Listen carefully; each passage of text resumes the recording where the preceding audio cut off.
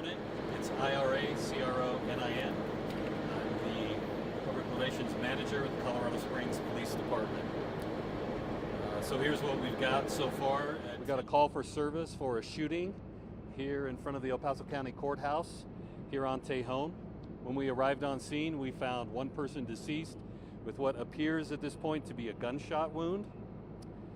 This is at this time being investigated as a homicide, and of course the coroner will make the exact determination and cause of death, but we have been able to rule out that this was an active shooter situation.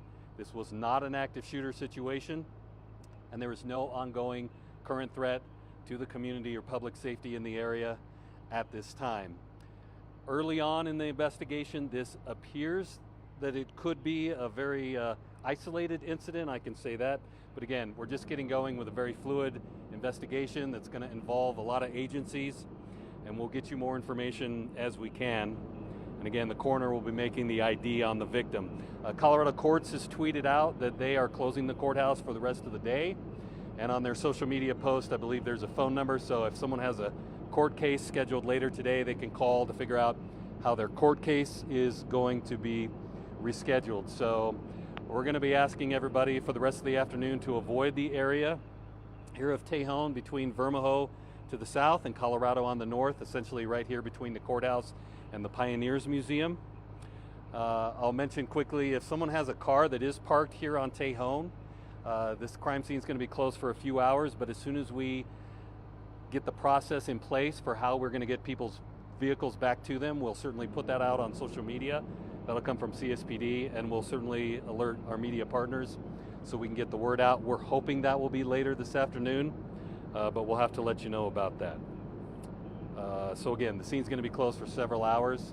I can bring Ashley Franco up from fire to kind of discuss the fire department response in a second. And I just also do want to mention, so the El Paso County Courthouse, many of you likely know, is under the jurisdiction of the El Paso County Sheriff's Office.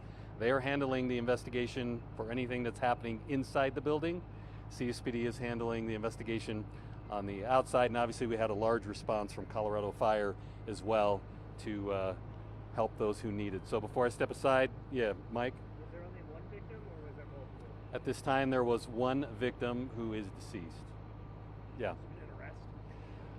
Don't have that information at this time, Zach. Courthouse is like a high security building. How did you not get into the building? Or was it past that security checkpoint? No, it was not. So it was not in the building. Were any other people shot? No. Not that we're aware of at this time. You saw any? One victim with a shoot with again the apparent gunshot wound. We saw an individual put in a patrol car. We saw pictures of that. Was that the suspect in this? I don't know who that individual might have been, so I can't confirm that at this point.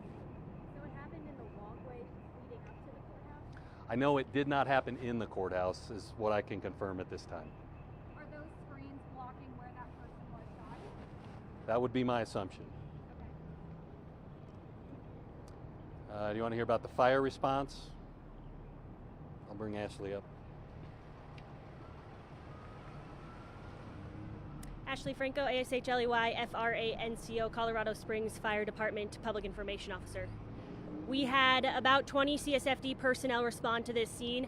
As many of you know, engine and truck 1, station 1 is right down the street, so we had about a 1-minute response for them. We were on scene, very smoothly and swiftly with our PD partners here. Obviously, we train for any large incident. This was isolated, as Ira said, but we are going to be here to treat medicals. We did have 2 very, very minor injuries. They were treated and released on scene. Anything else on the fire department response from you guys? What were they treated for? Minor injuries. We had 20 personnel. Anything else? Okay.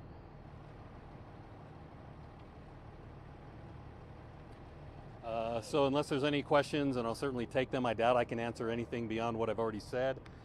We hope to have more information that we'll be putting out later this afternoon, probably at the very earliest. Yeah, Zach? Might not be able to answer, but is this in connection to any active cases in the courthouse, or is this... We don't know anything about, at this time, I have no idea. Does it appear that the shooter and each other? This appears to be an isolated incident. I have no idea on if there was any possible relationship at this time. I don't know. We don't know yet.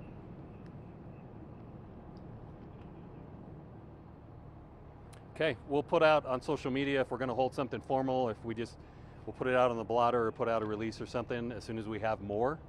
But again, the main message, the area is safe now. There is no ongoing threat. This was not an active shooter situation. Okay, thanks everyone. Thank you.